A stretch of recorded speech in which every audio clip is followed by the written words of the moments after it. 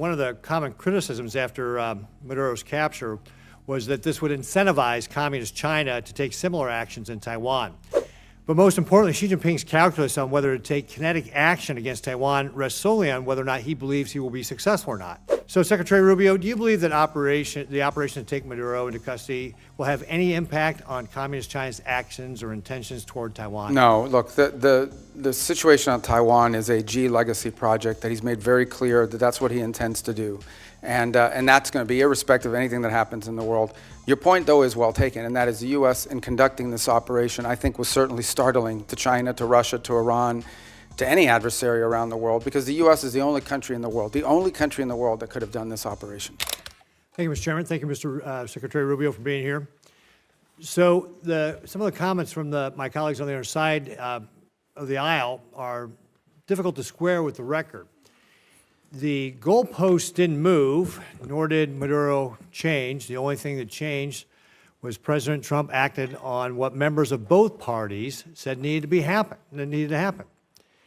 And did so, by the way, with an operation that will go down in history as one of the most impressive and tactically proficient to be ever carried out.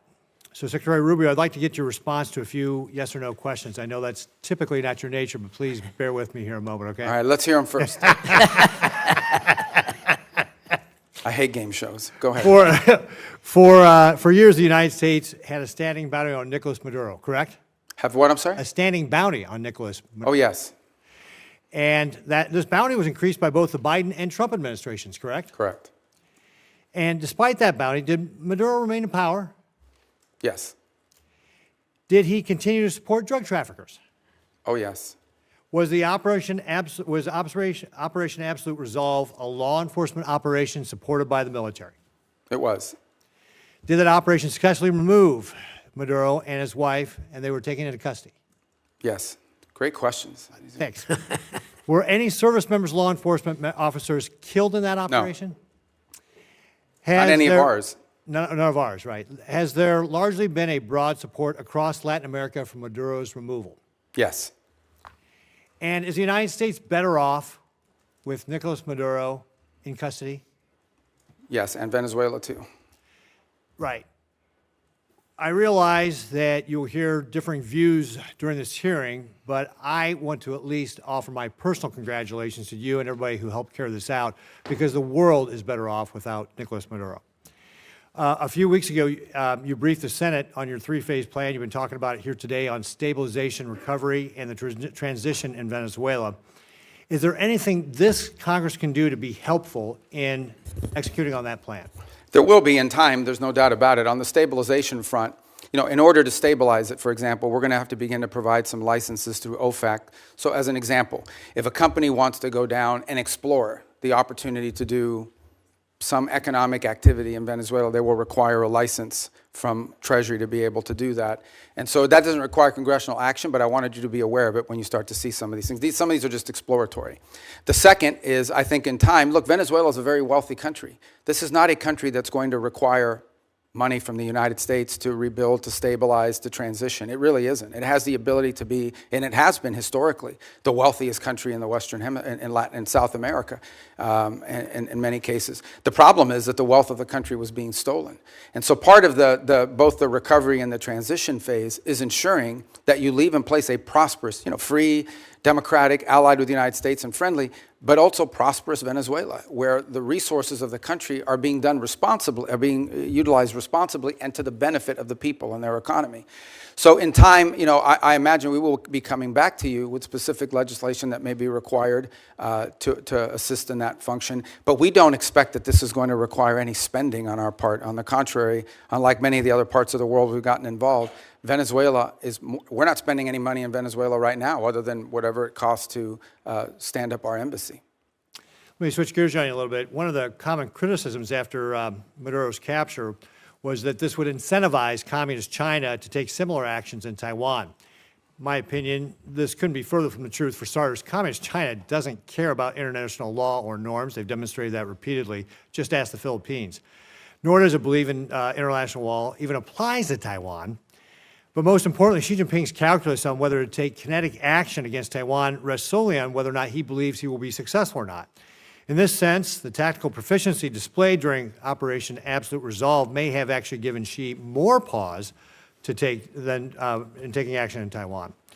Because despite its massive military buildup, the PLA continues to lack the experience so clearly on display that the United States demonstrated in Maduro's capture. And the PLA leaders that do have combat experience, like General Zhang, just got purged, or at least one of them did. So, Secretary Rubio, do you believe that the operation to take Maduro into custody will have any impact on Communist China's actions or intentions toward Taiwan? No, look, the situation on Taiwan is a Xi legacy project that he's made very clear that that's what he intends to do. And that's going to be irrespective of anything that happens in the world. Your point, though, is well taken, and that is the U.S. in conducting this operation, I think, was certainly startling to China, to Russia, to Iran, to any adversary around the world, because the U.S. is the only country in the world that could have done this operation. Mr. Chairman, if I could just real briefly, I just mentioned General Zhang getting purged here. He was obviously a very important official in China. Can you share with us just your assessment on what that means, that Xi just purged one of these? Well, this is, I think, part of a pattern we've seen over the last few years, which is a purge of leaders in their military. They're spending a lot of money on their military, and obviously some of these guys are stealing that money, and they're trying to address that. So it's an issue internally in their system. They're obviously not sharing with us or talking to us in depth about any of that, but it's certainly something we watch with interest. Okay. Let me just talk about Venezuela in particular. Please. I think we can talk, if you want. I'm sure your questions will be about what happened before and led up to in the operation. I want to focus my comments this morning on what happens now and moving forward, because you're going to ask about the going back. And let me just say this. What is our goal going in? We had in our hemisphere a regime operated by an indicted narco-trafficker that became a base of operation for virtually every competitor, adversary, and enemy in the world. It was, for Iran, their primary spot of operation in the Western Hemisphere was Venezuela. For Russia, their primary base of operation in the Western Hemisphere, along Cuba and Nicaragua, was Venezuela. In the case of China, China was receiving oil at a huge, about $20 a barrel discount.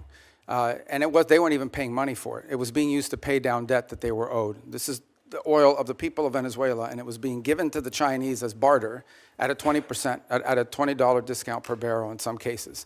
And so you had basically three of our primary opponents in the world operating from our hemisphere from that spot. It was also a place where you had a narco-trafficking regime that openly cooperated with the FARC and the ELN and other drug trafficking organizations using their national territory. It was an enormous strategic risk for the United States, not halfway around the world, not in another continent, but in the hemisphere in which we all live. And it was having dramatic impacts on us, but also on Colombia and on the Caribbean basin and all sorts of other places. It was an untenable situation, and it had to be addressed. And it was addressed.